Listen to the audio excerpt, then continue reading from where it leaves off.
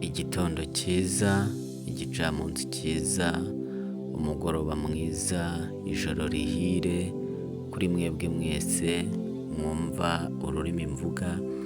Uyu munsi tugiye gusoma muri Bibiliya zacu cyangwa se muri Bible. Turasoma mu Bakorinto ba mbere ibice 5 guhera ku murongo wa 9 tugere ku murongo wa 10.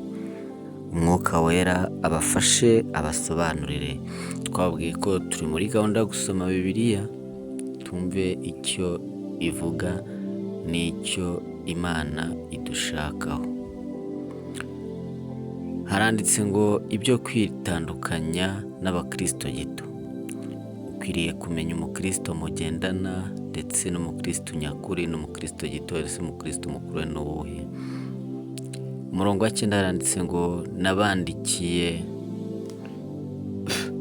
nabandikiye muri rwa rwandiko ko mutifatanya n'abasambanyi, ariko sinavuze yuko mudaterana rwose n'abasambanyi bo mu b'iyi si, cyangwa abifuza ibibi, cyangwa abanyazi, cyangwa abasenga ibishushanyo, kuko iyo biba bityo mwari mukwiriye kuva mu iyi si.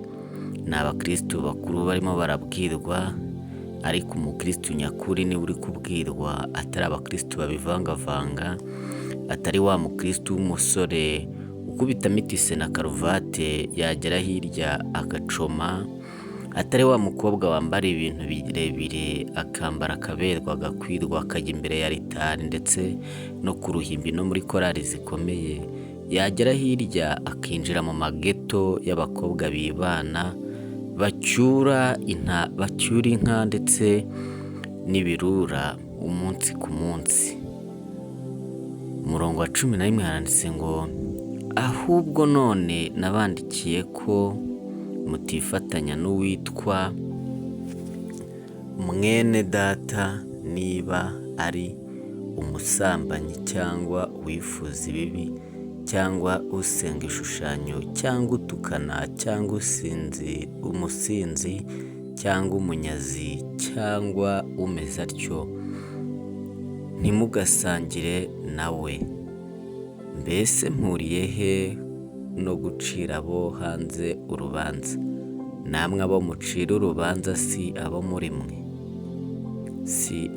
mwe, ariko abo hanze Imana niyo izabaciraho iteka.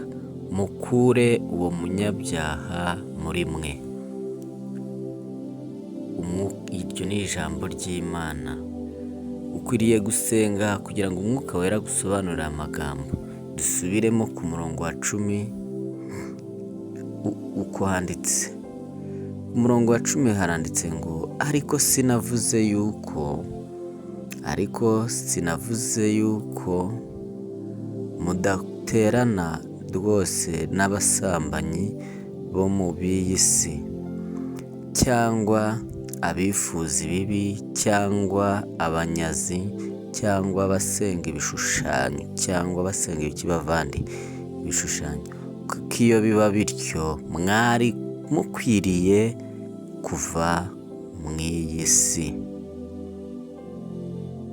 Ahubwo none nabandikiye ko mutifatanya n'uwitwa mwene so cyangwa n'uwitwa mwene data niba ari umusambanyi, cyangwa uwifuza ibibi, cyangwa usenga ibishushanyo, cyangwa utukana, cyangwa umusinzi, cyangwa umunyazi, umeze atyo ntimugasangire nawe. Ikibazo umukristo yibaza: mbese mpuriye he no gucira abo hanze urubanza?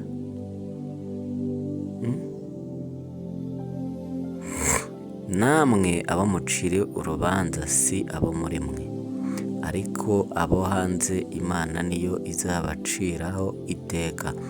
Mukuru uwo munyabyaha muri mwe. Bana natwe kora subscribe aho usanga iyi mirongo yose, aho tugiye kujya twaporodinga ibi biganiro by'iyobokamana, tugiye gufatanya kujya dusoma Bibiliya bavandi. Uwera yere, uwanduye agume yandure. Kora subscribe kuri YouTube, fata telefone yawe usacinge ijambo Blessing Hope Rwanda TV. Dukomeze dusome kandi Bibiliya yacu, tujye mu Bakorino ba mbere ibice 7, naho haranditse ngo ibyerekeye iki? Ishyingirwa. Ibyerekeye ibyo mwanyandikiye, ibyiza ni uko umugabo adakora ku mugore, ariko kubwo kwirinda gusambana, umugabo wese agira uwe mugore, n'umugore wese agira uwe mugabo. Umugabo aho umugore we bimukwiriye, kandi n'umugore nawe abigenze atyo ku mugabo we. Kuko umugore adatwarwa umubiri we, ahubwo atwarwa n'umugabo we, kandi n'umugabo we adatwarwa umubiri we, ahubwo atwarwa n'umugore we. Ntimukimane.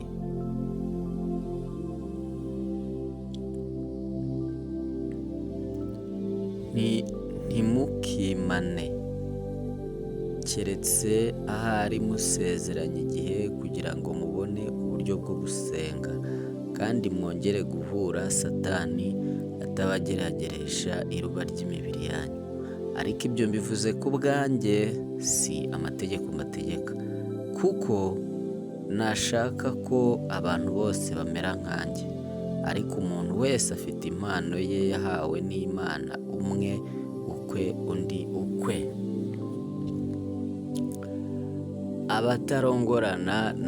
Abatarongorana kandi ni abapfakazi.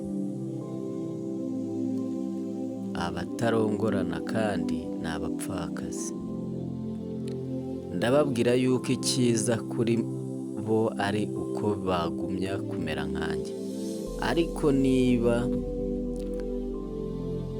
badashobora kwirinda, barongorane, kuko ibyiza ari ukurongorana kuruta gushyuha. Abamaze kurongorana ndabategeka, nyamara si njye, ahubwo ni Umwami wacu.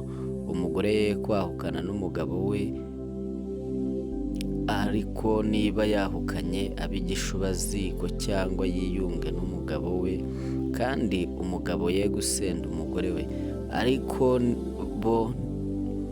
Ariko bo ni njye ubabwira, si Umwami wacu. Mwene data niba afite umugore utizera, kandi uwo mugore we agakunda kugumana nawe, ye kumusenda. Kandi umugore ufite umugabo utizera, nawe agakunda kugumana nawe, ye kwahukana n'umugabo we. Kuko umugabo utizera yezwa kubw'umugore we, kandi umugore utizera yezwa kubw'umugabo we.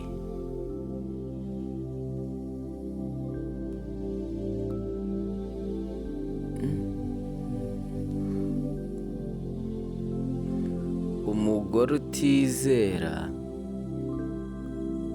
kandi umugore utizera yezwa ku bwa mwene data uwo. Iyo bitameze bityo, abana banyu baba bahumanye, ariko none dore ni abera. Icyakora wa wundi utizera niba ashaka gutana atane. Mwene data w'umugabo cyangwa w'umugore ntaba agihambiriwe iyo bimeze bityo, kuko Imana yaduhamagariye amaboko. Wa mugore we, ubwirwa n'iki yuko utazakiza umugabo wawe? Nawe wa mugabo we, ubwirwa n'iki yuko utazakiza umugore wawe? Tuzakomeza ubutaha. Murakoze. Umwuka wera abane namwe ibihe byose.